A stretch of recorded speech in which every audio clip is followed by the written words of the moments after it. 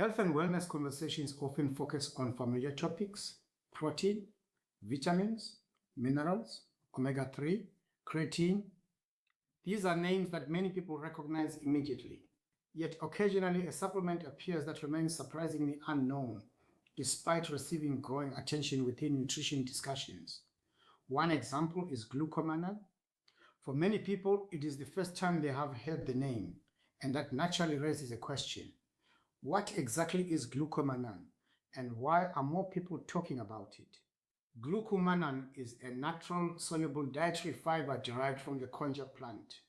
The konjac plant has been used in parts of Asia for centuries, particularly within food preparation and traditional dietary practices. More recently, Glucomannan has become available in supplement form and has attracted increasing attention within nutrition and well-being conversations. What makes Glucomannan particularly interesting is not simply where it comes from. It is what happens when it comes into contact with water. Glucomannan has the ability to absorb water and expand. This characteristic is one reason it frequently appears in discussions around appetite, fullness, and eating habits. At first glance, that may not sound especially remarkable until we consider one of the most common challenges people face when trying to improve their nutrition: hunger. Many people know what healthy eating looks like. They know the foods they should be choosing. They know the habits they would like to develop. Yet knowing and doing are not always the same thing. One reason is that food decisions are often influenced by more than knowledge alone. They are influenced by hunger, appetite, convenience, environment, routine, and the way people feel throughout the day. This is one reason conversations around fullness and appetite continue to attract attention, because many people discover that maintaining healthy eating habits becomes more challenging when they constantly feel hungry between meals. As a result, dietary fiber has become an increasingly important topic within nutrition discussions. While protein often receives much of the attention, fiber plays an important role as well. In fact, many people consume less fiber than recommended.